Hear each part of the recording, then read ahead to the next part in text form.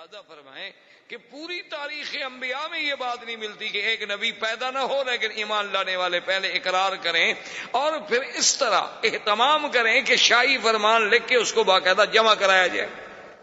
یہ بات بھی اگر ہمیں ملتی ہے تو صرف سیرت سیدنا محمد مصطفیٰ صلی اللہ علیہ وسلم میں ملتی. اور اسی طرح یہ بھی کسی یعنی اور عظیم شخصیت کے بارے میں نہیں ملتا کہ حضور صلی اللہ علیہ وسلم کی پیدائش بھی نہ ہو.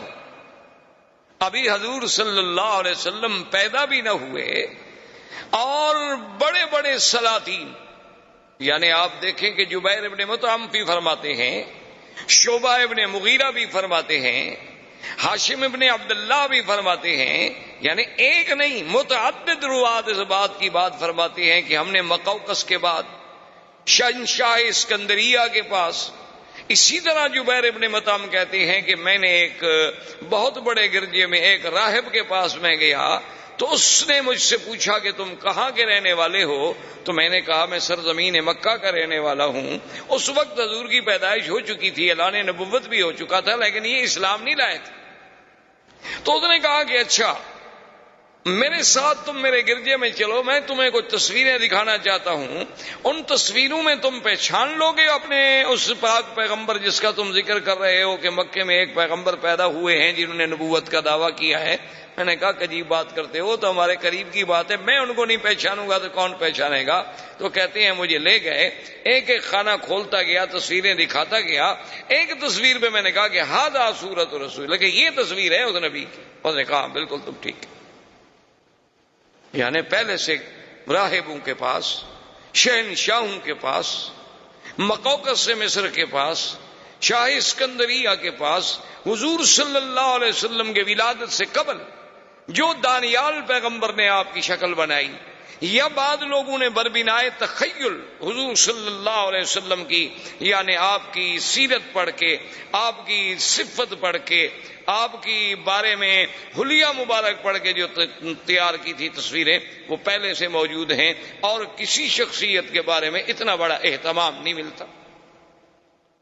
اور اسی طرح دیکھیں کہ پھر تورات میں باقاعدہ یہ بات موجود ہے, قرآن نے بھی اشارہ کیا, الذین یتبعون الرسول النبی الأمی الذی یجدونہ مکتوبا عندہم فی التوراة والانجیل. اللہ نے قرآن میں بھی ذکر فرما دیا کہ بھی حضور صلی اللہ علیہ وسلم النبی الامی جن کا ذکر تورات و انجیل میں بھی موجود ہے. اور اسی طرح یعنی تورات میں اتنی وضاحت کے ساتھ موجود ہے, اتنی وضاحت کے ساتھ موجود ہے کہ نام موجود ہے, اور یہ بھی موجود ہے کہ مولدہ بمکہ ومہجرہ بطیبہ, کہ حضور صلی اللہ علیہ وسلم آپ کا مولد جو ہے وہ مکہ ہوگا, ہجرت جو ہے آپ طیبہ مدینہ منورہ کی طرف فرمائیں گے. اور ساتھ یہ بھی لکھا ہوا ہے کہ لیس بفظ ولا غلیظ ولا سخاب فی الاسواق, اور وہ اللہ کے نبی ایسے ہوں گے کہ سخت ہوں, کہ آپ کی طبیعت میں درستی ہو, زبان میں سختی ہو, ایسے نہیں ہوں گے. نہ بازاروں میں شور مچانے والے ہوں گے. اور یہ بھی لکھا ہوا تھا اس کے اندر کہ انہ یقبل الہدیۃ ولا یقبل الصدقہ, اس نبی کی شان یہ ہے کہ وہ ہدیات کوئی پیش کرے تو قبول فرما لیں گے لیکن صدقے کا مال نہیں کھائیں گے. اور یہ بھی اس میں لکھا ہوا تھا کہ حضور صلی اللہ علیہ وسلم کا دونوں کندھوں درمیان جو فاصلہ ہے وہ عام انسانوں سے زیادہ ہے. اور یہ بھی لکھا ہوا تھا بین کتفیہ علامت, کہ آپ کے دو کندھوں کے درمیان میں پشت کے مقام پہ ایک علامت نبوت بھی ہے. اور یہ بھی لکھا ہوا تھا کہ آپ کی امت جو ہے وہ حمادون ہوں گے. اور یہ بھی تورات میں لکھا ہوا تھا کہ آپ کی امت جو ہے وہ یعنی پنڈلیوں تک اپنی چادریں پہنے گی اور وضو کرنے والی ہوگی اور وقت پہ بڑی نظر رکھنے والی ہوگی اور اول وقت میں نمازیں ادا کرنے والی ہوگی. اور حضور صلی اللہ علیہ وسلم کی یہ بھی شان ہوگی کہ ہر اونچی جگہ پہ نیچی جگہ پہ اللہ کا ذکر کرنے والے ہوں گے، ہر نعمت کا شکر کرنے والے ہوں گے. یعنی اتنی تفسیر ہے تورات میں کہ تو باوجود تحریف و تبدیل کرنے کے بھی ابھی تک صفتیں حضور صلی اللہ علیہ وسلم کی موجود ہیں. تو اس طرح کا اور کسی پیغمبر، کسی نبی کے بارے میں، کسی کو تو بے سابقہ میں آپ کو یہ تفصیل نہیں ملتی جو شان محمد مصطفیٰ صلی اللہ علیہ وسلم کی ملتی. اچھا، اور اسی طرح آپ نے کبھی غور کیا، اس پہ بھی آپ توجہ کریں کہ اللہ کی قدرت دیکھیں. حضور کے آنے سے قبل دنیا میں 2 سپر پاور تھی. جیسے آپ کے ہاں سپر پاور تھی نا، پہلے 2 تھی، اب 1 ہو گئی. ہم تو خیر مسلمان ہیں، یعنی یہ جو الفاظ مستعمل ہوتے ہیں دنیا کی زبانوں میں، ورنہ ہمارے نزدیک تو طاقت اللہ کی ہے. مخلوق کیا ہے؟ مخلوق تو عاجز.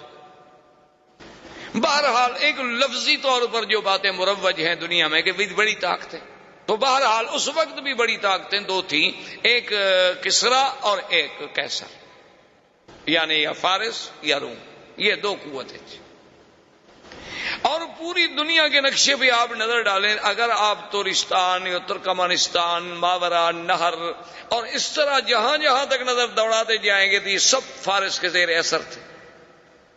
اور اگر آپ دوسری طرف نظر ڈالیں گے کہ بلاد مغرب ہیں، المانیہ جو موجودہ جرمنی کہلاتا ہے، المانیہ ہو گیا، بلاد مغرب ہو گئے، کچھ بلاد افریقی ہو گئے، پھر حبشہ ہو گیا، یہ سارا جو تھا یہ کیسر، یہ اس کے تسلط میں. یعنی 2 طاقتوں کے تسلط میں، یعنی آدھا دنیا سمجھے ایک طاقت کے پاس تھی اس وقت جو آبادی یا جو لوگ موجود تھے، اور آدھی دنیا جو ہے وہ دوسری طاقت کے پاس موجود تھی. لیکن اللہ کی شان دیکھیں کہ سرزمین مکہ مکرمہ اور مدینہ منورہ یہ دونوں طاقتوں میں کسی کے تسلط میں نہیں تھی. نہ یہاں کیسر کی بات تھی اور نہ یہاں فارس کی بات تھی. اللہ نے اپنے نبی کے لیے کون سا مقام پیدائش منتخب فرمایا کہ ایک ایسے مقام پہ پیدا ہوں جہاں دونوں کا اثر نہ ہو اور پھر وہ دونوں کے اثر کو ختم کرنے والے بھی بن سکیں. تو یہ بھی ایک شان ہے کہ آپ کی پیدائش کے لیے، یعنی ایک ظاہری طور پر، ورنہ باطنی طور پر تو یہ تھا کہ آپ نے اگر چاروں طرف برابر بات پہنچانی ہو تو لازمی بات ہے کہ آپ پھر سینٹر میں، آپ وسط میں بیٹھیں گے کہ بھئی مجمع ہر طرف ہو تاکہ میری آواز جو ہے وہ برابر پہنچ سکے. تو اللہ نے چونکہ پوری کائنات کا مرکز کعبۃ اللہ کو بنایا تھا اور حضور کی آواز کو مشرق و مغرب و شمال و جنوب پوری عالم میں پھیلانا تھا، تو اس لیے بھی اللہ نے حضور کو اس مرکزی مقام پہ پیدا فرمایا. یہ مقام بھی کسی اور کو نہیں مل سکتا. اور اسی طرح آپ دیکھیں کہ حضور صلی اللہ علیہ وسلم کے لیے اللہ نے خاندان کیسا منتخب کیا. یعنی حضور فرماتے ہیں کہ اللہ نے ساری مخلوق پہ جب نظر ڈالی تو سب میں سے اللہ نے ولد اسماعیل کو چن لیا، اور فرمایا پھر ولد اسماعیل میں سے اللہ تبارک و تعالی نے بڑی تفصیل سے حدیث مبارک ہے کہ کنانہ کو چن لیا، پھر ان میں سے اللہ نے قریش کو چن لیا، پھر قریش میں سے اللہ نے بنو ہاشم کو چن لیا، پھر بنو ہاشم میں سے اللہ نے میرے گھرانے یعنی عبد المطلب کے گھرانے کو چن لیا، اور پھر ان میں اللہ نے محمد الرسول اللہ صلی اللہ علیہ وسلم کو چن لیا. یعنی اتنے انتخابات. اور پھر خدا کی قدرت دیکھیں کہ جس مرکز کعبہ میں اللہ نے اپنے نبی کو پیدا فرمانا تھا، یہ باتیں ایسی نہیں ہیں کہ محض ہم کہہ دیں کہ جی اتفاق ہو گیا. ساری باتیں اتفاق نہیں ہوتی. محسوس یہ ہوتا ہے کہ وہ خالق کائنات، وہ رب کائنات، وہ متصرف کائنات، وہ قادر، وہ مالک سب کائنات پہ جس کی نظر اور جس کا علم کے ذرے ذرہ پہ محیط ہے، وہ جانتے تھے کہ اپنے اس پاک پیغمبر کو بھیجنے کے لیے ہم نے کیسے کیسے انتظام کرنے ہیں، حسب کے اعتبار سے، نسب کے اعتبار سے، مولد کے اعتبار سے، منشا کے اعتبار سے، محل ولادت کے اعتبار سے. یہ باتیں اتفاق نہیں، یہ اللہ کے فیصلے تھے. اب دیکھ لیں بہت حد، یعنی حضور کے خاندان میں ہر آپ کے دادا، جیسے آپ دیکھتے جائیں گے محمد ابن عبداللہ ابن عبد المطلب، ہاشم ابن عبد مناف ابن قصی ابن کلاب، تو جیسے جیسے آپ یعنی آپ دیکھتے جائیں گے آپ کے جد امجد کو، اجداد کو، دادوں کو، آپ حیران ہوں گے کہ ہر ایک میں کوئی نہ کوئی ایسی خوبی ہے جو تاریخ انسانیت میں کسی اور میں نہیں ملتی۔ یعنی ہم زیادہ تفصیل میں اگر جائیں تو پھر تو اور بڑا پہلو ہمارا دور ہو جائے گا۔ صرف قریب میں آپ دیکھیں کہ مثلاً آپ کے دادا عبد المطلب ہیں، ان کا نام حقیقت میں عبد المطلب نہیں تھا۔ ایک بات یاد رکھیں، ان کا نام جو ہے شیبہ تھا، ان کا نام عبد المطلب نہیں تھا۔ یہ تو معروف اس لیے ہو گیا کہ شیبہ کے جو والد تھے ہاشم، جب ان کی وفات ہو گئی تو شیبہ ماں کے پاس تھے،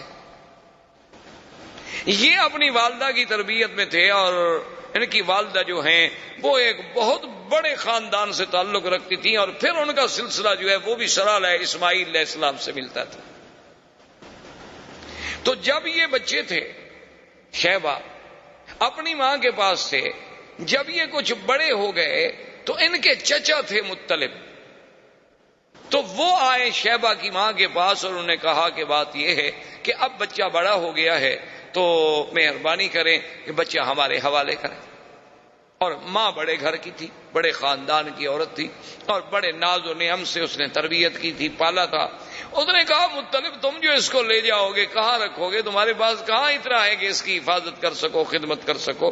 اس نے کہا یہ بات نہیں، بات ہے شرف کی، ہمارے شرف کا، مقام کی بات ہے کہ یہ ساری زندگی پھر ہمیں قوم تانا دے گی کہ ہم اپنے بھتیجے کو بھی نہ اس کی کفالت کر سکے، بھی بھائی کا بیٹا تھا اس کو بھی نہ سنبھال سکے، تو یہ ہمارے لیے جو تانا ہے نا یہ بہت بڑا سخت تانا ہے۔ بہرحال کچھ بھی ہم نے لے جانا ہے۔ تو ماں نے کہا کہ اچھا میں جبر تو نہیں کرتی لیکن اپنے بیٹے کو میں اختیار دیتی ہوں، وہ چاہے تو تمہارے ساتھ چلا جائے چاہے تو ماں کے ساتھ رہے۔ اب دیکھیں ایک طرف یعنی شیبہ کو پتا ہے کہ مکہ جانے کے بعد میری زندگی کتنی تلخ ہو جائے گی، مجھے کتنی مشقتوں کے ساتھ زندگی گزارنی ہوگی، اور اب میں کس ناز و نعم میں زندگی گزار رہا ہوں۔ جب اسے اختیار دیا گیا اس نے کہا کہ اماں آپ ناراض نہ ہوں، میں اپنے چاچا کے ساتھ جانا چاہتا ہوں، میں ان کو نہیں چھوڑ سکتا کہ چاچا جو ہے وہ باپ کے قائم مقام ہے، اور ماں کا ایک وقت ہے اس وقت تک اس کا حق ہوتا ہے بچے پر ہزانہ کا، وہ گزر گیا، اب میں بڑا ہو گیا۔ اسی لیے نسب جو ہے وہ باپ سے چلتا ہے، ماں سے تو نہیں چلتا۔ تو ماں نے کہا کہ بیٹا اگر تمہاری یہ خوشی ہے تو میں تمہیں منع نہیں کرتی۔ تو مطلب جو تھے وہ ان کو اونٹ پر اپنے ساتھ بٹھا کے لائے، تو بچہ بڑا خوبصورت، اور کیسے خوبصورت نہ ہو جو دادا ہو سرکار دو عالم کا صلی اللہ علیہ وسلم۔ تو جب وہ لے آئے تو لوگ جب مکے میں داخل ہوئے تو لوگوں نے دیکھا، تو وہ عام رواج تھا اس وقت، لوگ غلام خریدا کرتے تھے، خوبصورت لڑکے خریدتے تھے، خدمت کے لیے رکھتے تھے، فخر کرتے تھے سردار کہ میرے پاس اتنے غلام ہیں، وہ کہتا میرے پاس اتنے غلام ہیں، میرا غلام اتنا قیمتی ہے، وہ کہتا میرا غلام اتنا قیمتی ہے۔ لوگوں نے جو دیکھا تو انہوں نے سمجھا کہ یہ بھی غلام خرید کر کے لایا ہے مطلب، تو انہوں نے کہنا شروع کر دیا عبد المطلب عبد المطلب عبد المطلب، تو لوگوں کو نام ہی بھول گیا، شیبہ تو نام ہی عبد المطلب ہو گیا، ورنہ آپ کا نام عبد المطلب نہیں تھا۔ اب یہ عبد المطلب جو ہیں اب تو عبد المطلب کے نام سے معروف ہو گئے نا، شیبہ تو نام ہی ختم ہو گیا۔ یعنی آپ اندازہ کریں کہ کتنا بڑا یہ سارا اتفاق ہے۔ یہ اتفاق نہیں بلکہ اس خالق کائنات نے اپنے آنے والے نبی، اپنے پاک پیغمبر خاتم الانبیاء والمرسلین، امام الانبیاء والمرسلین کے لیے یہ سارا نظام معلوم ہوتا ہے کہ جیسے کائنات بچھائی اسی لیے گئی، یعنی ایسا محسوس ہوتا ہے کہ یہ نظام عالم، یہ نظام کائنات، یعنی اس میں جتنے رنگ بھرے گئے ہیں، جس جس رنگ پہ نظر ڈالو کہیں نہ کہیں جا کے اس کا جوڑ جو ہے وہ سرکار دو عالم سے لگتا ہے صلی اللہ علیہ وسلم۔ تو اب اس عبد المطلب نے، اب دیکھیں کہ افتخار کی بات، شرف کی بات ہوتی تھی، چونکہ مکے میں مقام تھا۔ اور اتفاق کی بات یہ ہے، خدا کی شان یہ ہے کہ زمزم جو آج ہم پیتے ہیں یہ زمزم ختم ہو گیا، گم ہو گیا، جرم کے بعد ردمیات ہوئیں، مٹی پڑی، کچھ سیلیں آئیں، نتیجہ یہ نکلا کہ زمزم ہمیشہ کے لیے ختم ہو گیا، کہیں ملتا ہی نہیں تھا۔ عبد المطلب نے، ان کے ایک بیٹے تھے حارث، ان نے آپس میں بیٹھ کے غور کیا کہ ہم زمزم نہیں ملتا، یہ ہمارے لیے بہت بڑا مسئلہ ہے کہ زمزم کا وجود ختم ہو جائے تو ہمیں چاہیے کہ ہم زمزم کو تلاش کریں. اب جناب کون تلاش کرے؟ یعنی کوئی تلاش کرنا آسان تو نہیں تھا نا جی. ہے تو اب آپ کے پاس وسائل ہیں، آپ کے پاس آلات ہیں، آپ کے پاس مشینیں ہیں، کیمرے ہیں، آپ کے پاس کھدائی کے ذرائع ہیں، آپ کے پاس غواصین ہیں، غوطہ خور ہیں. اس زمانے میں کہاں یہ انتظامات؟ سارا کعبۃ اللہ کے باہر تو بس ایک پہاڑی سلسلہ ہے اور پتھر ہیں. عبد المطلب کو بڑی تڑپ تھی کہ زمزم ملے. اب آپ دیکھیں حیران ہوں کہ کیا یہ سب اتفاق ہے؟ ایک رات عبد المطلب سوتے ہوئے، رات کو سوئے ہوئے ہیں، نیند ہے، نیند میں ایک خواب دیکھتے.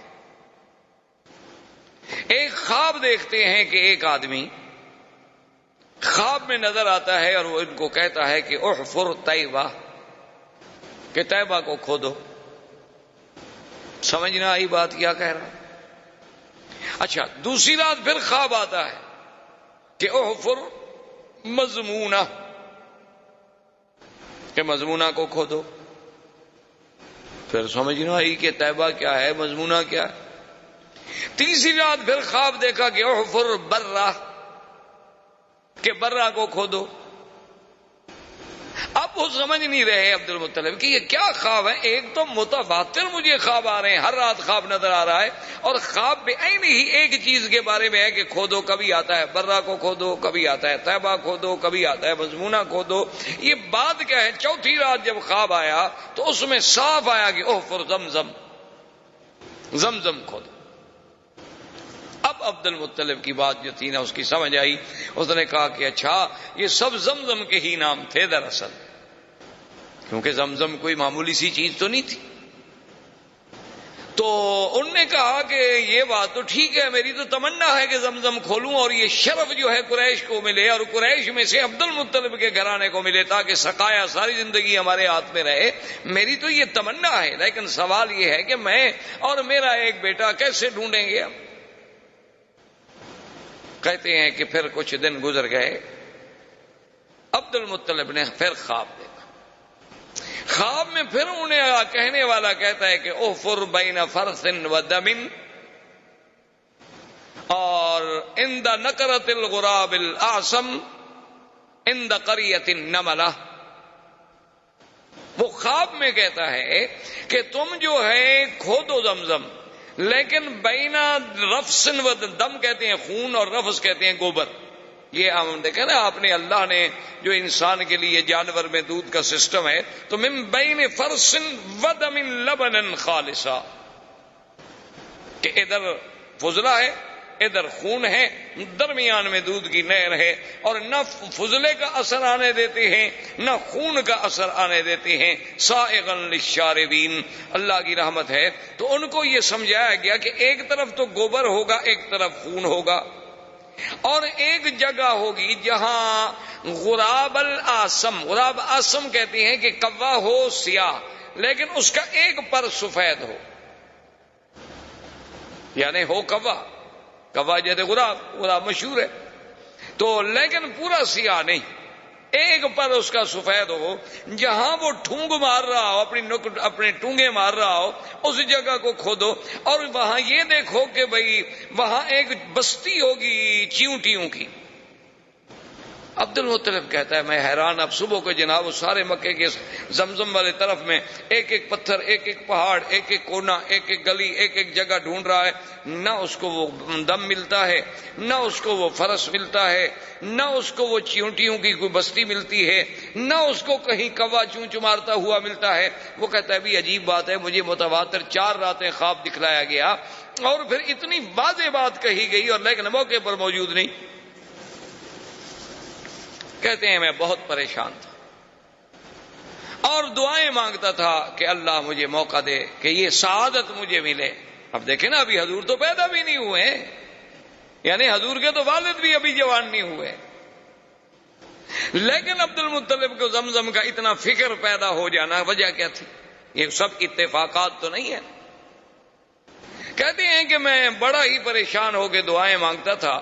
ایک دن میں حرم کے قریب لیٹا ہوا تھا کہ کہ میں نے دیکھا کہ ایک بندہ جو ہے وہ ایک بچڑا لے کے آیا اور اس نے آ کر ایک جگہ ذبح کیا، اور ذبح کرنے کے بعد چونکہ مشرکین مکہ کی عادت تھی کہ بتوں پہ وہ چڑھاوے چڑھاتے تھے، اساف و نائلہ کے قدموں میں آ کے جانور ذبح کرتے تھے، جیسے آج کا وثنی ہندو جو ہے وہ بھی اپنے دیوی دیوتاؤں کی بھینٹیں چڑھاتا ہے، بلکہ بعض تو ایسے بھی ہیں جو بچوں کو جا کے ذبح کرتے ہیں کہ اس سے ہمیں شکتی ملے گی۔ اور ہمارے مسلمانوں میں بھی ماشاءاللہ کوئی کمی نہیں ہے، وہ بھی اللہ کی رحمت سے بازاروں پر سینکڑوں روزانہ دمبے ذبح ہوتے ہیں ماشاءاللہ۔ بلکہ بڑے بڑے شہر جو ہیں جہاں رات کو ہوٹل بند ہو جائیں تو بہترین علاج ہوتا ہے کہ کسی مزار پہ چلے جاؤ، کوئی نہ کوئی لنگر تو چل ہی رہا ہوگا۔ حلال حرام کی باتیں تو پھر قیامت میں پتہ چلے گا نا کہ وہ حلال ہے یا وما اہل بہ لغیر اللہ میں آتا ہے، لیکن وقتی طور پر یعنی وہی ایک جگہ ہوتی ہے، جب زندہ کھانا نہ دے تو کہتے ہیں مردوں کے پاس مل جاتا ہے۔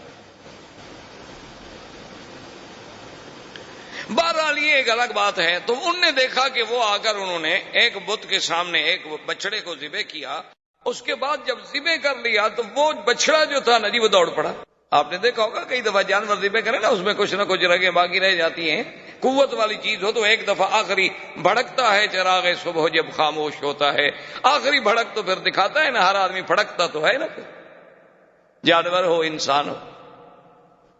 وہ جب دوڑا تو آگے جا کے ایک مقام پہ گر گیا، وہاں جب گرا تو وہاں انہوں نے پھر اس کو اچھی طرح اس کا کھال اتاری، اس کا پیٹ چاک کیا، اس کے آنتیں نکالی، گوشت نکالا، تو وہ فرس وہاں گری۔ تو اب عبد المطلب مجھے کہتے ہیں کہ میرے دماغ میں فوراً آ گیا کہ من بین فرس و دم، کہ ایک طرف فرس ہوگی گوبر ہوگا، ایک طرف خون ہوگا۔ میں نے کہا اب یہ جگہ تو متعین ہو گئی کہ ایک جگہ وہاں ہے جہاں ذبح کیا گیا وہاں خون پڑا ہے، اور جہاں اس کو صاف کیا گیا وہاں فرس پڑا ہے۔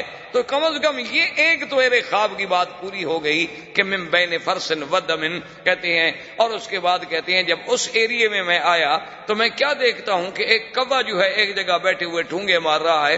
میں نے اس پہ جب نظر ڈالی تو وہ بالکل اسی طرح کا کوا تھا جو مجھے خواب میں دکھایا گیا کہ اند نقرۃ غراب الاسم، کہ سارے پر سیاہ ہیں اور ایک پر سفید ہے۔ اس جگہ پر بھی میں نے جلدی سے نشان لگا لیا، اور اس کے ساتھ جب میں نے دیکھا تو ایک چھوٹی چھوٹی چیونٹیوں کا گڑھ تھا، وہاں سے راستہ جا رہا تھا، وہ مجھے کریا یعنی بستی نملا کی چیونٹی کی بستی بھی مل گئی، وہ ساری علامات مجھے مل گئی۔ تو میں نے اپنے بیٹے سے کہا کہ بیٹا معلوم یہ ہوتا ہے کہ اللہ نے ہماری بات سن لی، کہ اللہ ہمیں وہ اعزاز دینا چاہتے ہیں زمزم کا۔ اب جگہ معین ہو گئی ہے، لیکن خدائی تو بہت بڑی چیز ہے، کوئی آسان کام تو پھر بھی نہیں تھا۔ لیکن نے کہا کہ ٹھیک ہے اب کام کی ابتدا کرتے ہیں۔ دوسرے دن عبد المطلب کہتے ہیں کہ میں آیا اور میں نے اپنے بیٹے کو ساتھ لیا اور زمزم کی کھدائی شروع کی۔ تو قریش سارے اکٹھے ہو گئے، انہوں نے کہا بھی عبد المطلب یہ کیا بات ہے، ہم تمہیں اکیلا تو نہیں کھودنے دیتے، یہ تو ناممکن۔ بھئی یہ اتنا بڑا شرف جو ہے زمزم کا تم لے جاؤ، یہ ناممکن ہے۔ حتیٰ کہ وہ جناب قتال پر بھی تیار ہو گئے، لیکن عبد المطلب نے اپنے بیٹوں سے کہا کہ تم قریش کو روکو، تم ان کو جھگڑے میں روکتے رہو، میں جب تک کھدائی کرتا رہوں۔ اب جگہ تو معین مل گئی ہے نا ہمیں کہ زمزم یہاں ہے۔ تو مورخین نے لکھا ہے کہ وہ ابھی جھگڑا کرتے رہے، کچھ باتیں کرتے رہے، کچھ روکتے رہے، کچھ بات لمبی کرتے رہے، اتنے میں وہاں پانی کے آثار ملنے شروع ہوئے تو عبد المطلب نے اللہ اکبر کا نعرہ بلند کیا، حالانکہ مشرک ہے، عبد المطلب مشرک ہے، لیکن اب زمزم جب مل رہا ہے تو نعرہ اللہ اکبر۔ تو یہ ان کی زبانوں سے اللہ کے نعرے بلند کروانا، ان سے زمزم کے بارے میں اتنا جنون پیدا کرنا کہ اپنے بچوں کو دینے کے لیے بھی وہ تیار ہو جائیں۔ وجہ کیا تھی کہ وہ اصل سلسلہ جو جڑ رہا ہے کہ جیسے اللہ نے زمزم کو پورے عالم کے لیے پیدا کیا، محمد مدنی کو بھی پورے عالم کے لیے پیدا کیا، جیسے زمزم کو اسماعیل کے قدموں سے پیدا کیا، میرے مدنی کا سلسلہ نسب بھی سیدنا اسماعیل سے ملتا۔ تو یہ سارے سلسلے جو جوڑے جا رہے ہیں تو مگر معلوم ہوتا ہے نا کہ وہ تقدیر ان موتیوں کو پرو رہی ہے، یہ اتفاق نہیں۔ اب جناب جب زمزم کے پانی پر اللہ اکبر کا نعرہ بلند ہوا تو قریش نے کہا کیا بات ہے؟ انہوں نے کہا دیکھو اب تو میں نے ڈھونڈ لیا بھائی، اب تم کیوں؟ انہوں نے کہا کہ نہیں، یہ تو ہم شرف تمہیں نہیں دیتے، یہ تو کچھ بھی ہو، اس میں تو ہم سب شریک ہوں گے۔ انہوں نے کہا کہ نہیں، ایسے تو بات نہیں ہے، چلو ایسا کرتے ہیں کہ ہم کوئی فیصلے کے لیے آدمی چن لیں، حکم چن لیں جو ہمارے درمیان میں فیصلہ کر دے۔ تو اس زمانے میں ایک عورت تھی کاہنہ۔ کاہن وہ ہوتے تھے جو لوگوں سے الگ تھلگ رہتے تھے، غاروں میں، پہاڑوں میں، اور جنوں کے ساتھ ان کے تعلقات ہوتے تھے، اور جن خبریں لاتے تھے غیب کی اور وہ لوگوں کو خبریں دیتے تھے، ان کو کاہن کہا جاتا تھا۔ مرد بھی تھے، عورتیں بھی تھیں، ان کی بڑی بڑی ریاضت ہوتی تھی، بڑی باتیں، جیسے آپ کے ملکوں میں جوگی ہوتے ہیں، اس قسم کے سنیاس لیا ہوا ہے فلاں نے اور یہ کیا ہوا ہے، وہ بھی اسی طرح کے قسم کے لوگ تھے۔ تو وہ کاہن جو تھا، ایک کاہنہ عورت تھی، لیکن تھی وہ مدینہ منورہ، جس پر ان کا اتفاق ہوا کہ کاہنہ بنی سعد جو فیصلہ کر دے ہمیں قبول ہو۔ انہوں نے کہا ٹھیک ہے چلو مدینہ شریف۔ وہاں سے جناب مدینہ پہنچے۔ اب جب مدینہ پہنچے تو انہیں پتہ چلا کہ وہ تو خیبر گئی ہوئی ہے۔ تو آپ خود اندازہ کر رہے ہیں اس زمانے میں مدینے کے سفر کے بارے میں آپ کیا سمجھتے ہیں کہ بھئی یہ 4.5 گھنٹے کار پہ لگتے تھے۔ میرے والد صاحب نے جب مدینے کا سفر کیا تو مجھے یاد ہے، فرماتے تھے کہ 2 مہینے لگے تھے۔ پتہ ہے 2 مہینے کیوں لگتے تھے؟ کہ راوغ اور مستورہ ان راستوں میں سیل آتی تھی، پہاڑوں سے پانی چلتے تھے، تو جب وہ سیل آ جاتی تھی راستے رک جاتے تھے، لوگ ادھر والے ادھر بیٹھے ہیں، ادھر والے ادھر بیٹھے ہیں، جب تک پانی کم نہ ہو گزرے کون؟ تو 2 مہینے بیٹھنا پڑتا تھا، کبھی 1 مہینہ بیٹھنا پڑتا تھا، کبھی نہیں بیٹھنا پڑتا۔ جب پانی نہ ہوتا لوگ گزر جاتے تو پھر بھی 8 دن 10 دن لگتے تھے، اونٹوں پر سفر ہوتا تھا۔ اور اس دور میں تو ہم نے بھی سفر کیا ہے جب سڑکیں اتنی اچھی نہیں تھی، کم از کم ٹرک پر یا بڑی گاڑی پر بھی 2 دن لگتے تھے مدینہ منورہ سے مکہ پہنچنے کے لیے۔ اور ان گاڑیوں کو، بڑی بڑی جو ہیوی گاڑیاں ہیں، ٹرالر ہیں، بڑے بڑے ٹرک ہیں، ان کو آدمی پسند کرتا تھا کہ سامان سے لوڈ ہوں اور ہم سامان پہ بیٹھ جائیں تاکہ دھکے کم لگیں۔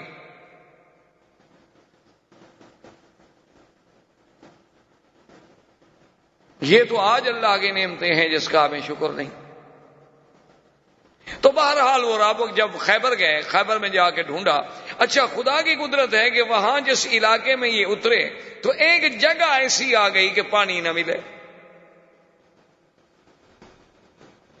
اب سب قریش جو گئے ہوئے تھے انہوں نے کہا اب یہی ہے کہ جلدی سے قبریں شبریں کھود لو، مرنا تو ہے۔ تو جہاں جناب عبد المطلب نے اپنا اونٹ بٹھایا تھا، جب اس اونٹ کو کھڑا کیا تو وہاں پانی نکل آیا۔ تو سب کو پانی مل گیا، کچا کنواں بنا لیا، پانی نکال لیا۔ جا کے کاہنہ کو بتایا، اس نے کہا اتنی بڑی نشانی کے بعد فیصلہ کرانے کیا ہے، ہو بھی اس کا حق ہے۔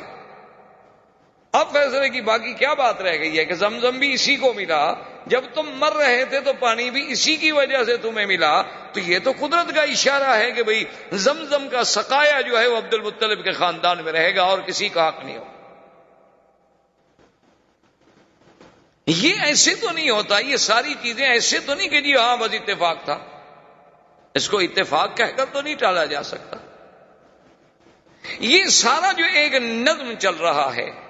اچھا اس کے بعد آپ دیکھیں کہ عبد المطلب نے ایک منت مانی تھی کہ اگر مجھے اللہ نے 10 بچے دیے تو میں 1 بچہ جو ہے نا وہ ذبح کروں گا۔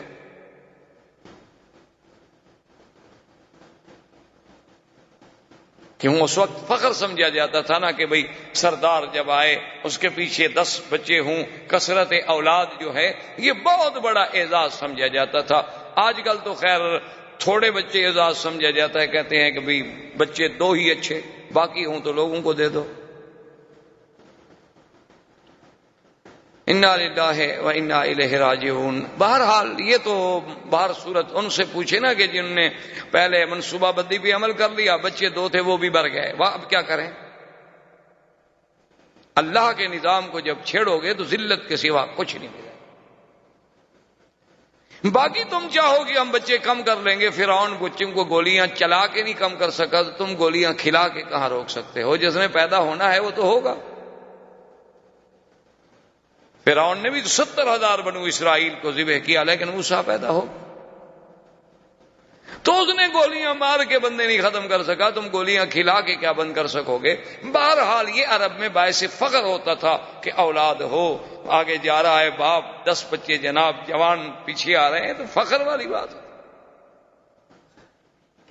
تو بہر صورت بڑی لمبی بات ہے، ان کو 10 اولادیں ہو گئیں، ان کے 10 بیٹے ہوئے، یہ 11واں حارث تھا، اور سب سے چھوٹا بیٹا عبداللہ تھا جو حضور صلی اللہ علیہ وسلم کے والد، اور سب سے خوبصورت۔ آپ اندازہ کریں کہ کہاں عبد العزا، اس وقت کے نام کیا ہوتے تھے؟ عبد العزا، عبد اللات، عبد المنات، عبد المسیح، اور کہاں عبداللہ؟ یعنی اس نام کا جو چناؤ ہے، کیا یہ بھی ایسی ہے کہ مشرکین جن لوگوں کا تعلق بھی اپنے آلہہ سے ہے، اللہ کے ساتھ عقیدہ ہی نہیں، لیکن وہ نام رکھیں عبداللہ؟ کیوں؟ کو قدرت رکھوا رہی ہے نا کہ یہ میرے مدنی کا باپ بنے، اس کا نام تو کافروں والا نہ ہو۔ یہ اللہ کا نظام تھا نا، کوئی آپ نے تو نام نہیں رکھا نا، ہم نے تو نام نہیں رکھا، یہ کوئی نظام ہے جو اس قدرت کا، جو یہ اسباب پیدا کرتی چلی جا رہی ہے کہ جوں جوں حضور کے قریب آ رہے ہیں نام کا بھی خیال ہو، نسب کا بھی خیال ہو۔ یعنی اس سے بڑی بات ہو سکتی ہے کہ حضور پاک نے فرمایا کہ حضرت آدم سے لے کر حضرت اسماعیل سے لے کر میرے ابا عبداللہ کے گھرانے تک اللہ نے ایسی حفاظت کی ہے کہ ہمارے کسی اتنی بڑی حضرت اسماعیل سے لے کر حضرت یعنی اسماعیل کے بعد عبداللہ تک ہماری اس پوری لڑی میں کہیں عورتوں میں گناہ نہیں آیا، کسی عورت نے گناہ نہیں کیا۔ تو یہ سارا ایسی باتیں تھیں یا اللہ کی تقدیر کے فیصلے تھے۔ اب سب سے خوبصورت بیٹا عبداللہ ہے، اور جب جناب وہ بڑا ہو گیا تو عبد المطلب تو اپنی بات پہ قائم ہے، اس نے کہا آ گیا جناب وہ راہب کے پاس، اپنے کاہن کے پاس جو کعبہ شریف میں رہتا تھا ان کا کاہن، اس کے پاس ہے۔ اس نے کہا میں نے تو منت مانی تھی کہ بیٹے کو ذبح کرنا ہے، لہذا چونکہ میرے بیٹے ہیں 10، میرے بیٹے 11 ہیں، لہذا تم قرآن اندازی ڈالو کس بیٹے کا نام نکلتا ہے۔ تو اس وقت ہر بچے کا نام ایک لکڑی پہ لکھا گیا، وہ ازلام ڈالتے تھے، ایسے لکڑیاں ڈالتے تھے کہ جس کی لکڑی ظاہر ہو جائے گی سمجھو اس کا قرآن نکل آیا۔ اب جب انہوں نے ڈالا تو قرآن نکل آیا عبداللہ کا، اور عبد المطلب کہتے ہیں میں دعا مانگ رہا تھا کہ اللہ میرے کسی بچے کا قرآن نکلے لیکن عبداللہ کا نہ نکلے، کیونکہ عبداللہ انہیں بہت محبوب تھا۔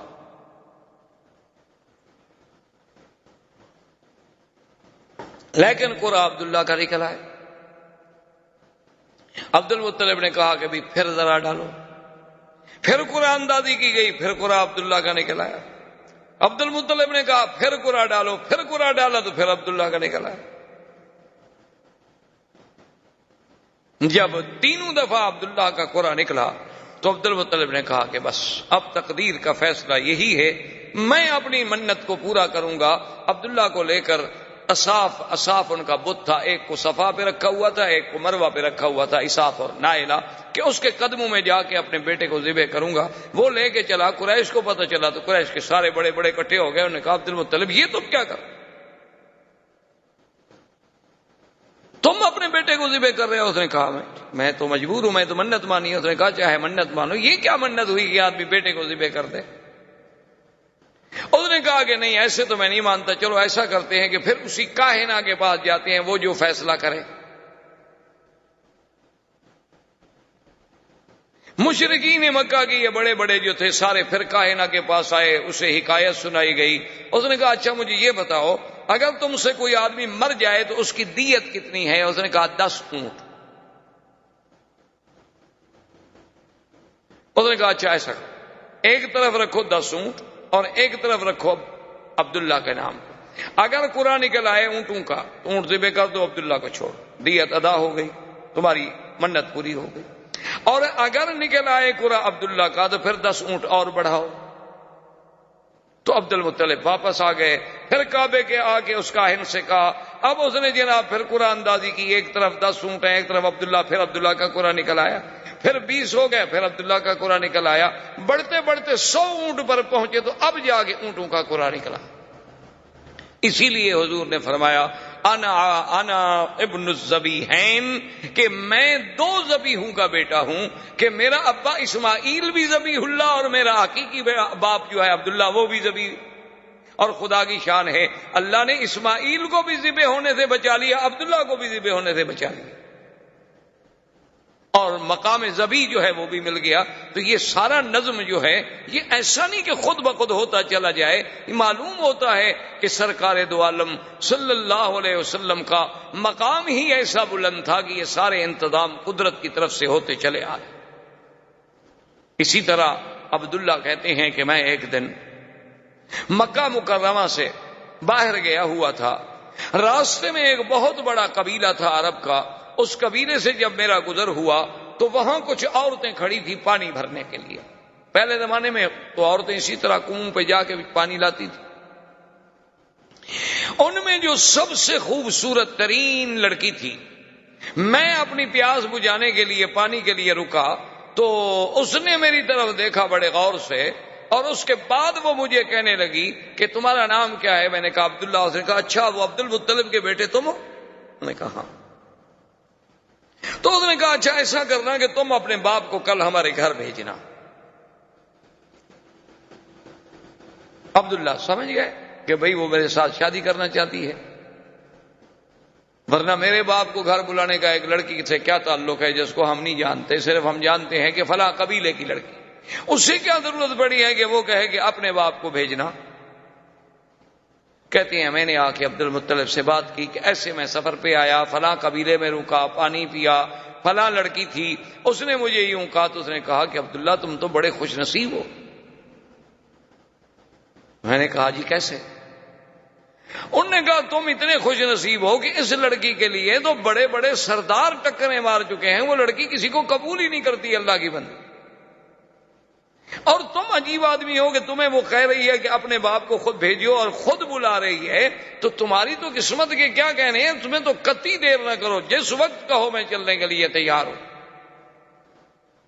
لیکن عبداللہ کہتے ہیں اتفاق کی بات ہے کہ مجھے 1-2 دن لگ گئے، اور اپنی مشغولیات کی بنا پر اس کے بعد جو ہے ہم وہاں گئے اس کے قبیلے کے پاس، انہوں نے ہمیں بٹھایا گھر میں، بڑے احترام سے بڑا اکرام کیا، بڑا ہمارا اعزاز کیا، اور اس کے بعد جب ہم نے اس کے باپ سے بات چھیڑی تو اس نے کہا مجھے افسوس ہے، میں انتہائی افسوس سے کہتا ہوں کہ میری لڑکی نے انکار کر دیا ہے، وہ عبداللہ سے شادی کرنا نہیں چاہتی۔ تو اب ہم بھی عرب تھے، قریش تھے، ہم نے کہا ہمارے لیے بہت بڑی توہین ہے کہ بھئی ہمیں تم نے خود بلایا ہے، آپ کی بچی نے ہی تو کہا تھا اور ہم حاضر ہوئے ہیں۔ تو اس بچی نے اندر سے آ کے کہا کہ عبداللہ میں جس بنا پر تم سے شادی کرنا چاہتی تھی، معلوم ہوتا ہے کہ تمہاری پہلے بھی کوئی بیوی ہے۔ میں نے کہا ہاں میری شادی ہے آمنہ سے، اور اس نے کہا کہ تمہاری پیشانی میں ایک نور تھا، ایک چمک تھی، میں چاہتی تھی کہ وہ اللہ میرے بطن میں لائے گا، لیکن یہ کسی اور عورت کے نصیب میں بات تھی، اب وہ چمک تمہارے چہرے میں رہی نہیں، تو اب میں کیوں شادی کروں؟ تو ایک عرب لڑکی کا عبداللہ کا پیشانی دیکھ کر وہاں سے ایک چمک کو محسوس کر لینا، یہ کوئی ایسی بات تو نہیں تھی۔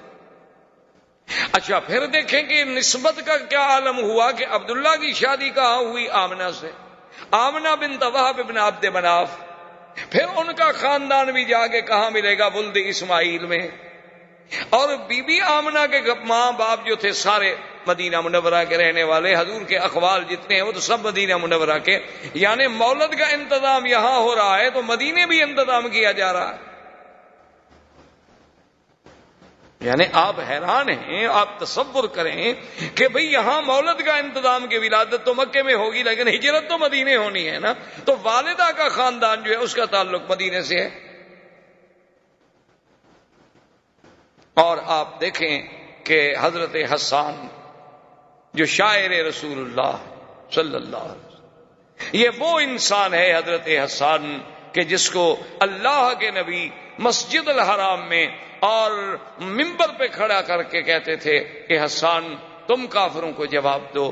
جب وہ کھڑے ہوتے جواب دینے کے لیے تو حضور دعا فرماتے کہ اللہم ایدہ بروح القدس، کہ یا اللہ جبریل کے ذریعے حسان کے دل میں مضامین ڈال۔ یہ وہ شان والا آدمی۔ وہ کہتے ہیں کہ میری عمر 7 سال تھی، اسی لیے وہ 7 سال جو ہے عمر کے اعتبار سے حضور صلی اللہ علیہ وسلم سے پہلے پیدا ہوئے۔ کہتے ہیں میری عمر 7 سال تھی، میں اس وقت مدینہ منورہ میں تھا کہ وہاں ایک بہت بڑا کاہن تھا، ایک بہت بڑا کافروں کا مانا ہوا کاہن تھا، تو وہ بڑے بے وقوفوں کی طرح اور پاگلوں کی طرح بھاگتا ہوا آیا اور کہنے لگا کہ لوگو عجیب بات ہے کہ ولد نبی هذه الامہ، اس امت کا نبی آج پیدا ہو گیا۔ وہ کہتے ہیں اس وقت میری عمر 7 سال، اور اسی طرح بے عین ہی حضور صلی اللہ علیہ وسلم سرکار دو عالم حبیب کبریا صلی اللہ علیہ وسلم کی پیدائش سے اسی رات صبح کو ایک بہت بڑا کاہن تھا جو پہاڑوں میں تھا اور سال ہر سال سے باہر نہیں آیا تھا۔ کیا دیکھتے ہیں مکے والے کہ وہ جناب اس کے بال بکھرے ہوئے ہیں، پریشان حال ہے، اور مکے کی گلیوں میں بھاگ رہا ہے دیوانوں کی طرح، اور پوچھتے ہیں حل ولدا المولود هذه اللیلہ، مکے والوں آج رات کوئی بچہ پیدا ہوا ہے؟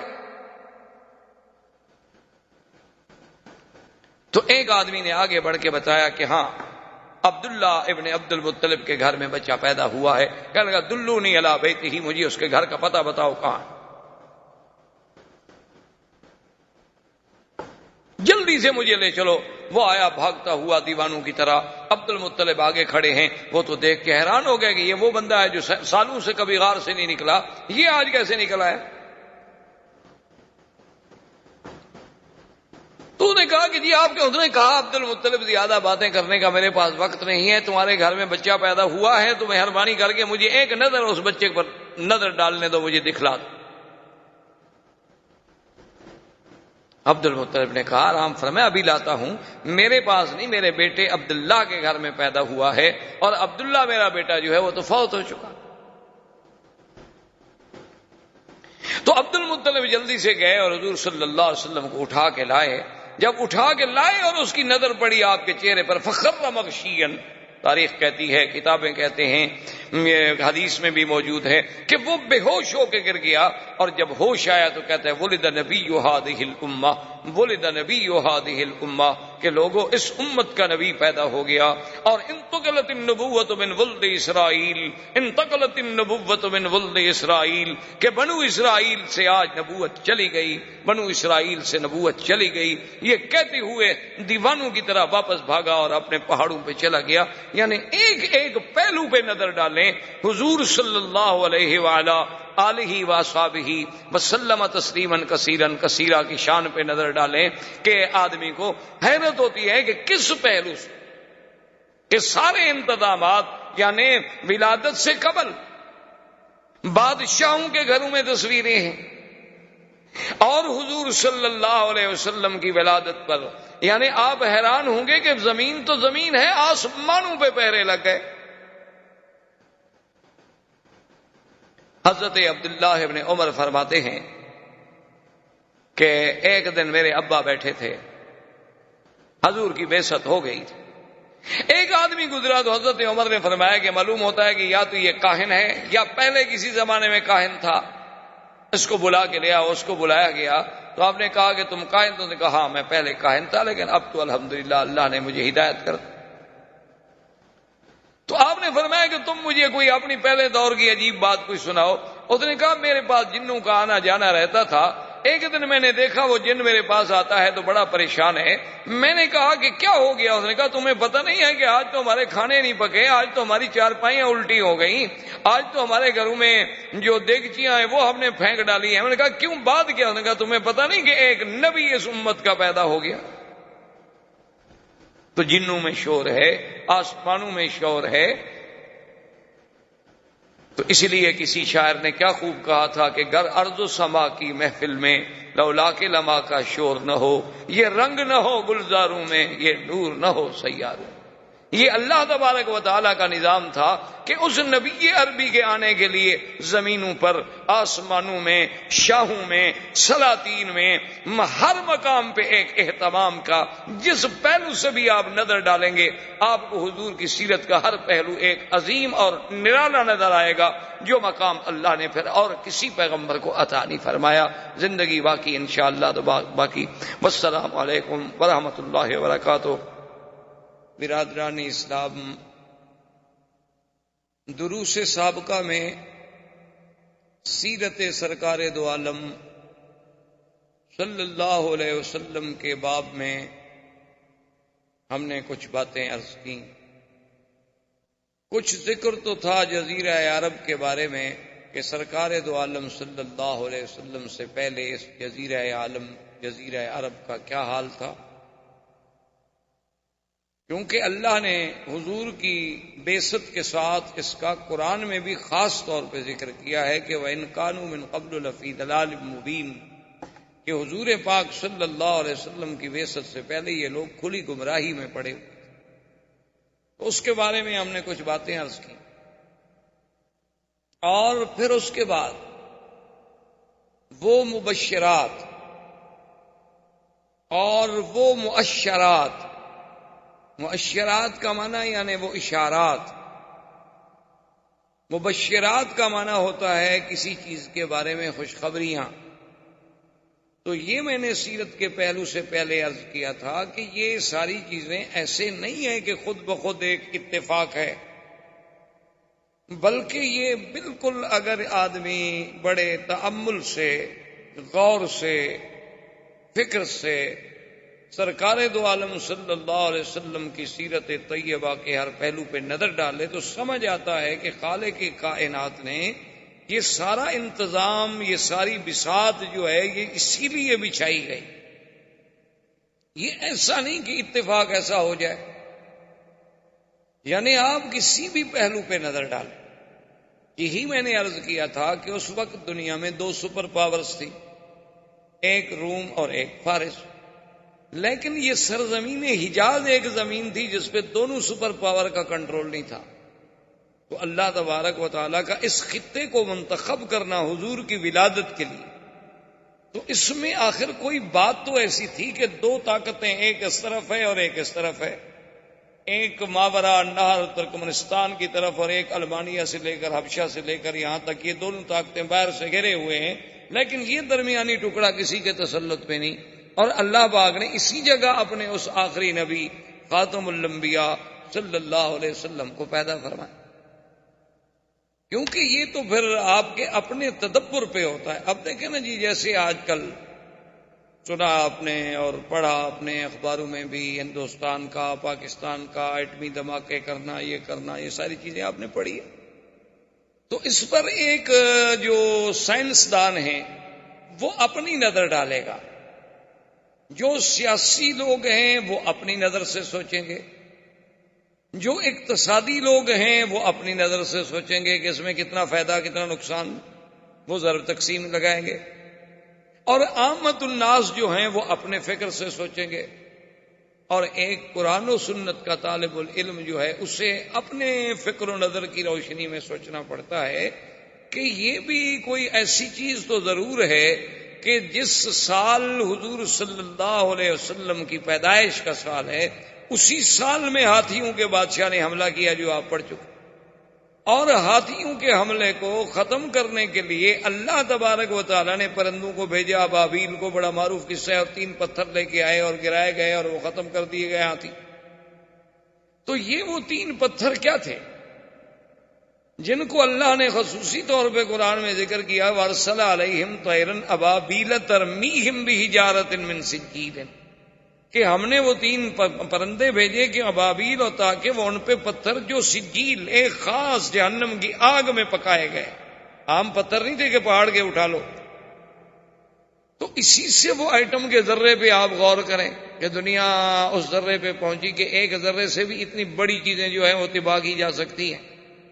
تو اصل چیز تو یہ اسلام نے پیش کی تھی، قرآن نے پیش کی تھی، پھر اپنی اپنی سوچ سے لوگ وہاں پہنچے کہ یہ ایٹم کا ذرہ کیا ہے، اچھا اس ایٹم کے ذرے کا اس سال پیدا ہونا جس سال نبی پیدا ہوا ہو، کیا وجہ ہے آخر؟ اس پہ آپ غور کریں. اللہ نے آپ کو علم دیا ہے، پڑھے لکھے لوگ ہیں، کہ آخر اسی سال یہ اللہ پاک نے کیوں ایٹم کا ذرہ پیدا کیا؟ اس سے پہلے مختلف قوموں پہ عذاب آ چکے ہیں. کسی کو سیاح سے مارا گیا، کسی کو بجلی کی کڑک سے مارا گیا، کسی کو پانی میں ڈبویا گیا، کسی کی بستیوں کو الٹ کے پھینک دیا گیا، کہیں ہوا بھیجی گئی، لیکن یہ تک عذاب کسی پہ نہیں بھیجا گیا کہ اوپر سے ایک چھوٹا سا پرندہ اڑتا ہوا آئے اور ایک چھوٹی سی کنکر ڈال دے. اور وہ ایسی آگے حالت ایسی پیدا کر دے کہ فجعلہم کعصف مأکول، ایسے کہ جیسے کوئی گھاس کھا کھا کے چبا چبا کے جانور پھینک دیتا ہے نا، اتنی بڑی چیزیں اس طرح ہو جائیں. اچھا اسی طرح آپ دوسری بات پہ غور کریں کہ جب حضور صلی اللہ علیہ وسلم کی بعثت کا زمانہ آیا تو آسمانوں پہ پہرے شدید ہو گئے. جنات سے کاہن کہیں بھی خبر لے آؤ، خبریں لے آؤ تاکہ ہم اپنی قوم کو خبریں دیں. وہ کہیں کیسے خبریں لے آئیں؟ وَأَنَّا كُنَّا نَقْعُدُ مِنْهَا مَقَاعِدَ لِلسَّمْعِ فَمَن يَسْتَمِعِ الْآنَ يَجِدْ لَهُ شِهَابًا رَّصَدًا. کہ ہم کیا کریں، وہ جو ہم نے خلا میں اپنے اسٹیشن بنائے تھے جہاں بیٹھ کے ہم فرشتوں کی باتیں لے لیا کرتے تھے، اب جب ہم وہاں جاتے ہیں تو ہمیں تو دہکتے ہوئے انگارے شہاب ثاقب سے مارا جاتا ہے. یعنی یہ آسمانی میزائل بھی تو اسی وقت شروع ہو گئے. اب آپ زمین سے میزائل بنا رہے ہیں نا. اللہ نے حضور کی بعثت کے ساتھ آسمانی میزائلوں سے جنات پہ فائرنگ شروع کروا دی. درس دیا امت مسلمہ کو کہ یہ نبوت عالمگیر ہے، اس کی ابتدا میں تحفظ کے لیے یہ چیزیں ضروری ہیں تو اس کے بقا کے لیے بھی یہ چیزیں ضروری ہیں. ایک سبق ملا تھا کہ اس کے بغیر تم پھر اس نبوت کی حفاظت نہیں کر سکتے. اگر تم نے اس نبوت کی حفاظت کرنا ہے تو پھر تمہیں ایسی ایسی ایجادات کو حاصل کرنا ہوگا. اچھا جی، وہ ایجادات آپ کو کیسے ملیں گی؟ آپ کو یہ تو کہا جا سکتا تھا نا کہ بھی علم حاصل کرو، چاہے مکے سے حاصل کرو، علم حاصل کرو مدینے سے حاصل کرو. یہ کیوں کہا گیا اطلب العلم ولو بالسین، کہ علم حاصل کرنا ہو چاہے چین جانا پڑے؟ تو اس زمانے میں چین کا نام لینے کی کیا ضرورت ہے کہ اطلب العلم ولو بالسین. اچھا اس کے بعد جب یہ آیت اتری وآخرین منہم لما یلحقوا بہم، کہ ایسی لوگ بھی آئیں گے جو ابھی آپ کے پاس نہیں آئے ہیں، تو صحابہ نے پوچھا حضور وہ کون لوگ ہوں گے؟ تو حضور نے سلمان فارسی پہ ہاتھ رکھا، فرمایا اس کے قبیلے کے لوگ ہوں گے. لو کان العلم بالسریا لینالہ رجل من فارس، اگر علم کہکشاں سریا پر بھی ہوگا تو فارس کی کوئی اولاد جو ہے وہاں جا کر بھی علم حاصل کرے گی. اچھا ایک جگہ لفظ ہے لو کان الدین بالسریا لینالہ رجال من فارس، کہ اگر دین وہاں تک ہوگا تو ان فارس میں سے کوئی پیدا ہوگا. معنی یہ ہے کہ عجم سے کوئی پیدا ہوگا. فارس عجمی ہے نا عرب کے مقابلے، فارس جو ہے وہ عجم ہے نا عرب کے مقابلے پہ. فارس میں سے آپ کوئی ملک لے لیں، آپ یعنی ماورا نار سارا چلے جائیں، وہ سب فارس کہلائے گا. تو ایک عرب تھے، فارس تھے، روم تھے، تو فارس عجم میں آئے گا. تو معنی یہ ہے کہ عجمی لوگ دین میں بھی اتنی آگے بڑھیں گے کہ جیسے امام ابو حنیفہ رحمۃ اللہ علیہ، اور یہ جدید ٹیکنالوجی میں بھی بڑھیں گے تو وہی عجمی ہوں گے. تو یہ بھی تو کوئی سبق تھا نا جو ہمیں سیرت سے ملا، صرف یہ تو نہیں. اور اسی کو علامہ اقبال نے کہا تھا کہ فطرت کی مقاصد کی کرتا ہے نگہبانی، یا بندہ صحرائی یا مرد کوہستانی. وہ یہ پہلے کہہ گیا تھا کہ فطرت کے مقاصد کی کرتا ہے نگہبانی، یا بندہ صحرائی یا مرد کوہستانی. وہ آخر کوئی بات تو تھی. آپ تصور کر سکتے ہیں وہ یہ باتیں کیوں کہہ گیا تھا کہ ایک ہوں مسلم حرم کی پاسبانی کے لیے، نیل کے ساحل سے لے کر تابخا کے کاشگر. اس وقت کاشگر کوئی آپ کے پاس تھا یا مسلمان تھے یا آزاد ہو گئے تھے؟ تو آخر یہ کیا وجوہات تھیں؟ تو میرے کہنے کا مقصد یہ ہے کہ آسمانوں پہ پہروں کا بٹھانا، ہاتھیوں کو ایٹم کے ذریعے سے اور خدائی ایٹم کے ذریعے سے ہلاک کرنا، اور اس کے بعد یہ ساری چیزیں جو ہو رہی تھیں یہ ایسے اتفاق نہیں تھے، یہ اس آنے والے نبی صلی اللہ علیہ وسلم سرکار دو عالم حضرت محمد مصطفیٰ اللہ تبارک و تعالیٰ کے اس آخری نبی کے آنے سے پہلے یہ سارے انتظام محض ایسے نہیں بلکہ ان میں ہر چیز میں اللہ کی ایک حکمت۔ اب دیکھیں کہ حضور صلی اللہ علیہ وسلم کے لیے اللہ نے خاندان کیسا منتخب کیا، باعتبار نسب کے سب سے اعلیٰ کہ ولد اسماعیل ذریت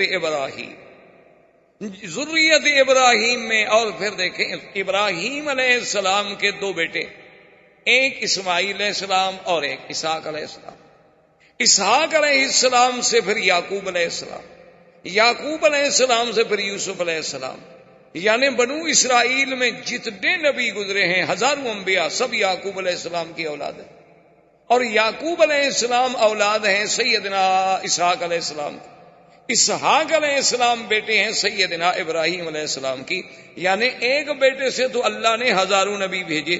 اب جب دوسرے بیٹے کی باری آئی سیدنا اسماعیل کی تو ان میں ایک نبی پیدا کیا محمد الرسول صلی اللہ علیہ وآلہ آلہ واصحابہ وسلم تسلیما کثیرا کثیرا، کہ اس ہزاروں نبیوں سے بھی وہ شان میں سبقت لے گئے، یعنی حضرت اسماعیل کے بلد میں تو صرف ایک نبی، حالانکہ وہ بھی تو ابراہیم علیہ السلام کے بیٹے ہیں، اچھا وہ بنائے کعبہ میں باپ کے شریک ہیں، اور وہ اسماعیل علیہ السلام جو ذبیح اللہ بھی ہیں ان کی نسل میں تو صرف ایک نبی رکھا گیا، کیونکہ اللہ تبارک و تعالیٰ کی، جیسے علماء نے لکھا ہے نا، ایک عالم نے بڑی عجیب بات کہی، اس نے کہا کہ اللہ اپنی وحدانیت میں لا شریک ہے تو ہمارا نبی بھی اپنی نبوت میں لا شریک، یعنی جیسے اس کی وحدانیت میں اس کا کوئی شریک نہیں، حضور کی بھی نبوت میں کوئی شریک نہیں، یہاں بھی اللہ نے پسند نہیں فرمایا کہ کوئی اور بھی اس کی اولاد میں نبی ہو، یہاں بھی اللہ نے میرے مدنی کو اکیلا رکھا کہ صرف ایک نبی پیدا ہو جو محمد مصطفیٰ صلی اللہ علیہ وسلم۔ اور پھر اعلیٰ نسب ایسا کہ اللہ تبارک و تعالی نے حضور خود فرماتے ہیں کہ ان اللہ نظر الی اہل الارض، اللہ نے پوری زمین والوں پہ نظر ڈالی، اور ان میں سے ولد اسماعیل میں سے کنانا میں سے قریش میں سے بنو ہاشم، اور بنو ہاشم میں سے مجھے چن لیا، یعنی اللہ نے نسب دیکھیں کیسے نسب صاف کیا کہ ساری دنیا میں سے ولد اسماعیل کو منتخب کیا، اور پھر بنو کنانا، اس کے بعد ان میں سے پھر قریش کو چنا گیا، قریش میں سے بھی پھر قریش کے بھی تو بہت بڑا قبیلہ تھا نا، آگے کئی بطن تھے، کئی شاخیں تھیں، کئی ان کی آگے فرو تھیں، ان میں سے اللہ نے بنو ہاشم کو چنا، اور بنو ہاشم کے گھرانے میں سے اللہ نے عبداللہ کو چنا، اور عبداللہ کے گھر میں اللہ نے محمد الرسول اللہ صلی اللہ علیہ وآلہ آلہ وصحبہ وسلم تسلیما کثیرا کثیرا کو چنا، یعنی آپ اندازہ فرمائیں یہ سارا ایسے تو نہیں۔ اور پھر یہ دیکھیں کہ جب قریش کا خاندان، یہ لوگ اپنے شرف کے لیے، یعنی اتنے لوگ تھے کہ آج کل تو لوگ پیسوں کے لیے لڑتے ہیں، آج کل تو لوگ پیسوں کے لیے لڑتے ہیں، عورت کے لیے لڑتے ہیں، زر کے لیے لڑتے ہیں، زمین کے لیے لڑتے ہیں، لیکن یہ خاندان جو ہے اس کا کمال دیکھیں، یہ اپنے شرف کے لیے لڑتے تھے کہ یہ ہماری عزت کا مسئلہ ہے۔ ان کی جتنی لڑائیاں آپ دیکھیں گے شرف کی تھی، اب دیکھیں کعبۃ اللہ بن گیا، حجر اسود پہ لڑائی ہو گئی تو اس کا مقصد کیا تھا؟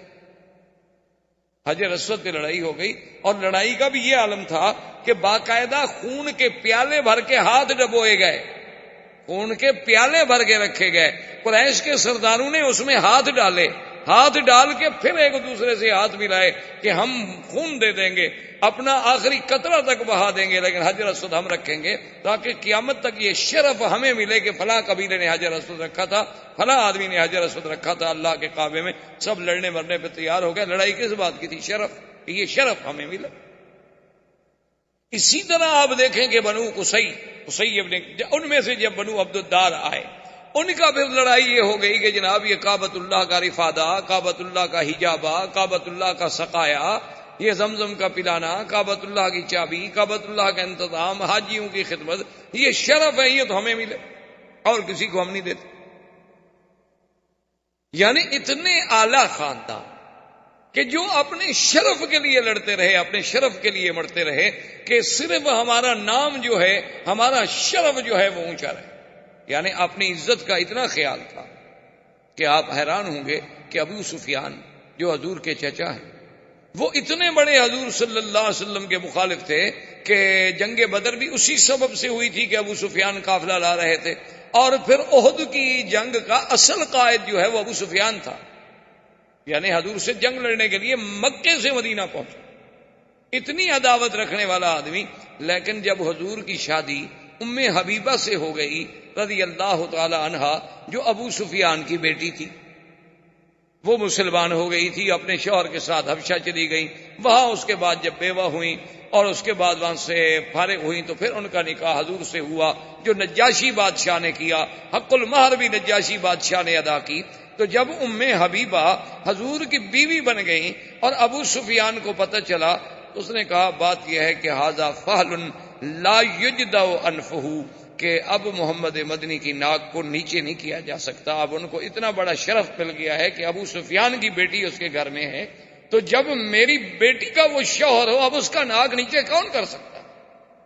اب تو اتنے بڑے سردار کی بیٹی اس کے گھر میں چلی گئی، یعنی اپنے شرف پہ مر مٹنے والی قوم۔ اور پھر جناب آپ دیکھیں کہ عبد المطلب کے بھی اس بیٹے کے گھر میں حضور پیدا ہوتے ہیں جس کا نام عبداللہ ہو، یعنی آپ اندازہ فرمائیں۔ اسی لیے آپ دیکھیں نا جی کہ لفظ، حالانکہ اس زمانے میں تو عام نام ہوتے تھے، عبداللہ، عبدالعزیٰ، عبدالبنات، فلاں بتوں کے نام پر نام رکھے جاتے تھے، لیکن اس نام کا انتخاب بھی تو کوئی قدرت کی طرف سے ہو رہا تھا نا، کہ میرے مدنی کے نام کے ساتھ ان کے کسی نسب میں کوئی ایسا نام بھی نہ آئے نا جس میں شرک کی بو آتی ہو۔ اللہ تبارک و تعالیٰ کی حکمت۔ یہ سارے اہتمامات کے بعد اب دیکھیں کہ آپ کی والدہ، پھر اس کا نسب جو ہے، چونکہ حضور کا مولد کیا تھا؟ مکہ، اور حضور کا مہجر کیا ہے، مقام ہجرت کیا ہے؟ طیبہ اور مدینہ۔ تو بی بی صاحبہ، بی بی آمنہ جو ہے، ان کا گھر جو ہے مدینہ میں ہے۔ اچھا، آگے جا کے نسب جو ہے وہ عبد مناف میں حضور سے مل جاتا ہے۔ حضور صلی اللہ علیہ وسلم کا نسب آپ دیکھیں گے، محمد ابن عبداللہ ابن عبد المطلب، ہاشم ابن عبد مناف، قصی ابن کلاب، یہ عبد مناف میں جا کے آمنہ بنت وہب، آگے عبد مناف، پھر جا کے حضور صلی اللہ علیہ وسلم نے نسب مل گیا۔ اچھا، تیسری بات دیکھیں جو حضور پاک نے فرمائی اپنی سیرت میں، اور کتنی بڑی بات ہے، فرمایا ولدت من نکاح، آپ نے فرمایا کہ اللہ تبارک و تعالی نے میرا سلسلہ سیدنا اسماعیل سے لے کر میری اماں آمنہ تک، فرمایا اصلاب طاہرۃ و ارحام طاہرات، اللہ نے مجھے منتقل جو کیا ہے تو حضرت اسماعیل سے لے کر میری والدہ آمنہ تک کسی عورت نے گناہ نہیں کیا۔ یعنی اللہ نے کیسے محفوظ رکھا اس سلسلے کو کہ جہاں جہاں حضور صلی اللہ علیہ وسلم کا نسب جڑتا گیا، کفر تو آیا لیکن ان عورتوں میں گناہ نہیں آیا۔ یعنی وہ کافرہ تو ہو سکتی ہیں لیکن ناپاک نہیں تھیں، چونکہ وہ سلسلہ نقل ہوتا چلا آ رہا ہے حضور صلی اللہ علیہ وآلہ وسلم کا، ایک باپ سے دوسرا، پھر تیسرا، پھر چوتھا، حتیٰ کہ بی بی آمنہ تک یہ سلسلہ چلا۔ اور اسی طرح بی بی آمنہ فرماتی ہیں سرکار دو عالم صلی اللہ علیہ وسلم کا جب حمل مبارک ٹھہرا، جب حضور صلی اللہ علیہ وسلم ابھی بطن والدہ میں تشریف لائے، تو فرماتی ہیں خدا کی قسم ہے کہ ایسا حمل تو مجھے پہلے کبھی دیکھنے کا بھی اتفاق نہیں ہوا کہ یہ پہلا حمل تھا جس میں مجھے تکلیف نہیں ہوتی تھی، ورنہ حمل ایک ثقل ہے، ایک بوجھ ہے ماں کے لیے۔ لیکن فرماتی ہیں لما حملت بمحمد صلی اللہ علیہ وسلم، جب میں حضور صلی اللہ علیہ وسلم میرے بطن میں آئے تو اتنے خفیف کہ مجھے کبھی محسوس ہی نہیں ہوا کہ میرے پیٹ میں کوئی بوجھ ہے۔ اور اس کے بعد بی بی صاحبہ فرماتی ہیں کہ میں نے ایک دن اسی حمل کی حالت میں خواب دیکھا، میں نے خواب دیکھا، اور خواب کیا دیکھتی ہوں کہ میرے بطن مبارک سے ایک نور نکلا ہے اور وہ پوری کائنات پہ چھا گیا ہے، روشنی اس کی جو تھی ساری زمین پہ پھیل گئی ہے۔ میں سوچتی رہی کہ اس خواب کا کیا تعبیر ہو سکتی ہے، تو اس زمانے میں جو کاہن تھا وہ لوگ کاہنوں کے پاس ہی جاتے تھے، انہی سے ان کے اعتقادات تھے. اس سے جب میں نے پوچھا تو اس نے کہا ان لابنک ھذا شان، جو تیرے پیٹ میں بچہ ہے نا، معلوم ہوتا ہے یہ کوئی بڑے شان والا بچہ ہے، اس کا دین جو ہے وہ پورے روئے زمین پہ پھیلے گا. تو بیوی کہتی ہیں میں سوچتی تھی کہ کیسے وہ دین ہوگا، کیا دین ہوگا، چونکہ ان کے تصور میں نبوت اور رسالت کا تو کوئی تصور بھی نہیں.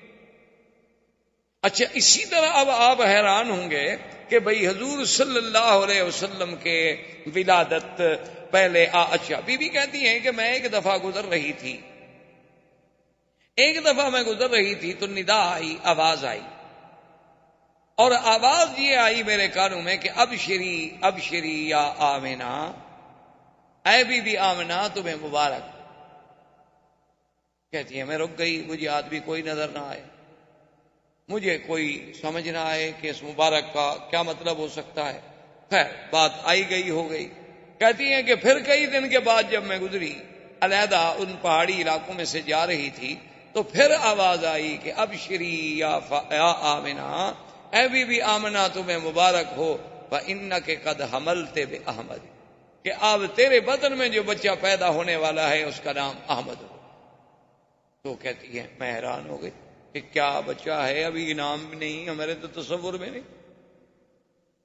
حضرت حسان ابن ثابت جو شاعر ہیں میرے مدنی پاک رضی اللہ تعالی، بہت بڑے شاعر تھے عرب کے، اور حضور صلی اللہ علیہ وسلم سے انہیں اتنی محبت تھی کہ جب بھی کسی نے حضور کی شان میں کوتاہی کی تو حضرت حسان نے جواب دیا.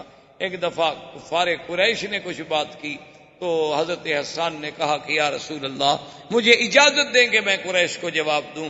آپ نے فرمایا حسان تم قریش کو کیسے جواب دو گے، آخر میں بھی تو قریش میں سے ہوں نا، کیونکہ جب تم قریش کا گلہ کرو گے تو آخر میں بھی تو کرچی ہوں، جب تم قریش کی تنقید کرو گے تو قریش میں تو میں بھی شامل ہوں. تو اس نے کہا حضور آپ نے دیکھا ہے کہ کوئی بال اگر کسی آٹے میں پڑ جائے تو عورت اس کو کیسے نکالتی ہے، اس پر کوئی آٹے کا نشان بھی نہیں رہتا. خدا کی قسم میں قریش میں سے آپ کو ایسے نکال لوں گا کہ آپ کی ذات پر تو کوئی میل نہیں آنے دوں گا. حضور صلی اللہ علیہ وسلم یہ وہ شخص ہے جس کو مسجد الحرام میں خود ممبر دیتے تھے اور فرماتے تھے کہ اس ممبر پہ کھڑے ہو کے جواب دو، اور جب حسان جواب دیتے تو حضور دعا کرتے تھے اللہم ایدہ بروح القدس، کہ یا اللہ جبریل کے ذریعے میرے صحابی کے دماغ میں مضمون ڈال. یہ وہ شان والا آدمی ہے. وہ کہتے ہیں میری عمر 7 سال تھی، 7 سال تھی اور میں مدینہ منورہ میں اپنے فیملی رشتہ داروں کے پاس تھا، اور 7 سال کا بچہ کوئی ادھر سوچ ہی نہیں، کوئی تصور ہی نہیں. کہتے ہیں کہ وہاں کا جو سب سے بڑا کاہن تھا، میں نے ایک دن دیکھا، کیا دیکھتا ہوں کہ صبح صبح وہ مدینہ منورہ کے یہود کے قلعے کے اوپر چڑھا ہوا ہے اور پکار کے اور زور زور سے کہہ رہا ہے کہ یا ایھا الناس یا ایھا الناس قد طلع نجم احمد، کہ اے لوگوں وہ احمد کا ستارہ طلوع ہو گیا ہے. وہ ستارہ آ گیا اپنے برج میں. لوگوں نے کہا کہ بھی کیا مانا؟ انہوں نے کہا کہ جو اس امت کا نبی پیدا ہونا ہے اس کا نام احمد ہوگا، تو وہ ستارہ جو ہے اب اپنے مدار میں آ گیا ہے. مانا یہ تھا کہ حضور صلی اللہ علیہ وسلم کا حمل مبارک ٹھہر چکا ہے. تو اب یہود کا سردار اور ان کا کاہن وہاں یہ شور کر رہا. عبد المطلب کہتے ہیں کہ میں شام کی طرف نکلا تجارت کے لیے. میرے ساتھ 3 آدمی اور تھے قریش کے. تو وہاں ہم جب شام میں آئے تو کچھ یہودی علماء راہب بڑے بڑے جو تھے انہیں پتہ چلا کہ مکے کے کچھ لوگ آئے ہوئے ہیں، تو انہوں نے ہم سے رابطہ کیا، ہم سے ملے. جب ہم سے پوچھا کہ آپ لوگ کون ہیں، ہم نے کہا قریش ہیں. کہاں سے آئے؟ انہوں نے کہا مکہ سے آئے ہیں. کیوں آئے؟ انہوں نے کہا تجارت کے لیے. انہوں نے کہا اچھا ایک بات ہم آپ کو بتاتے ہیں کہ ابھی تھوڑی سی مدت باقی رہ گئی ہے کہ سرزمین مکہ میں ایک بچہ پیدا ہوگا اور وہ نبی ہوگا اس امت کا، اور وہ بچہ جو ہے اس کا نام محمد ہوگا صلی اللہ علیہ وسلم. وہ نبی ہوگا اس امت کا اور نام محمد ہوگا صلی اللہ علیہ وسلم. تو عبد المطلب کہتے ہیں کہ ہم چاروں نے یہ بات دماغ میں رکھ لی. اب عبد المطلب کہتے ہیں میرا تو بچہ پیدا ہونے کا رہا، میں تو بوڑھا ہو گیا تھا، میں نے دل میں یہ فیصلہ کر لیا کہ میرے بچوں میں سے جس بچے کے گھر میں بچہ پیدا ہوگا تو میں نام محمد رکھوں گا، پتہ نہیں شاید وہی نبی بن جائے۔ اور ان چاروں نے بھی فیصلہ کر لیا کہ ہمارا اگر کوئی بچہ پیدا ہوگا تو ہم بھی نام محمد رکھیں گے۔ اور خدا کی شان ہے کہ ان سب کے لڑکے پیدا ہوئے تو سب نے نام محمد رکھا، اور عبداللہ کے گھر میں جب حضور پیدا ہوئے تو عبد المطلب نے بھی نام محمد رکھا۔ تو اب نام کے لیے بھی پہلے سے اہتمام کیا جا رہا ہے کہ نام بتانے کے لیے بھی احبار اور رہبان جو ہیں پہلے خوشخبریاں دے رہے ہیں کہ ایک نبی پیدا ہوں گے جن کا نام محمد ہو۔ اچھا، پھر نام پہ بھی غور کریں، ایک نام وہ ہے جو آسمانوں میں تھا اور ایک نام وہ ہے جو زمین میں آیا۔ آسمانوں میں آپ کا نام احمد تھا، اسی لیے سیدنا عیسیٰ علیہ السلام نے قرآن پاک میں جو آتا ہے، آپ نے جو خبر دی تھی وَمُبَشِّرًا بِرَسُولٍ يَأْتِي مِن بَعْدِ اسْمُهُ احمد، فرمایا میں خوشخبری دیتا ہوں کہ میرے بعد جو نبی آئے گا اس کا نام احمد ہو۔ تو پہلا نام حضور کا احمد ہے، اور جب زمین کا نام ہے تو وہ محمد ہے۔ اور ان دونوں ناموں پہ غور کریں، احمد کا معنی سب سے زیادہ حمد کرنے والا، احمد کا معنی کیا ہے کہ سب سے زیادہ حمد و ثنا کرنے والا، اور محمد کا معنی کیا ہے جس کی سب سے زیادہ حمد و ثنا کی گئی ہو وہ محمد، اور سب سے زیادہ حمد و ثنا کرنے والا احمد۔ اچھا، پہلے احمد بنے گا تو پھر محمد ہوگا نا، پہلے اللہ کی حمد و ثنا کرے گا پھر مقام محمد و مقام محمودیت نصیب ہوگا۔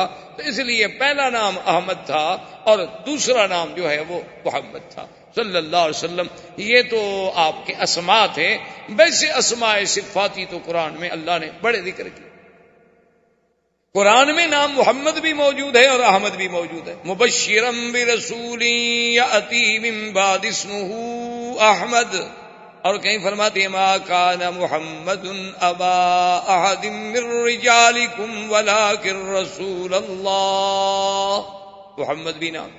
اور کہیں فرماتے ہیں وما محمد الا رسول، اور کہیں فرمایا محمد الرسول اللہ۔ اس سب اچھا صفاتی نام بھی موجود ہیں۔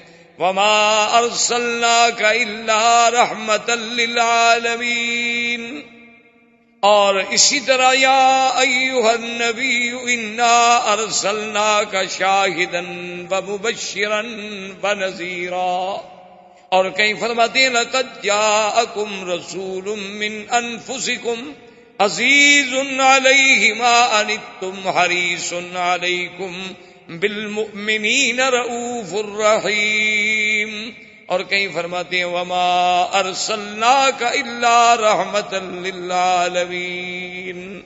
تو یہ سارے اسماء جو ہیں قرآن میں بھی موجود ہیں۔ اچھا، اور خدا کی شان دیکھو کہ نام محمد تو قرآن میں ہے لیکن اللہ نے کہیں یا محمد نہیں کہا۔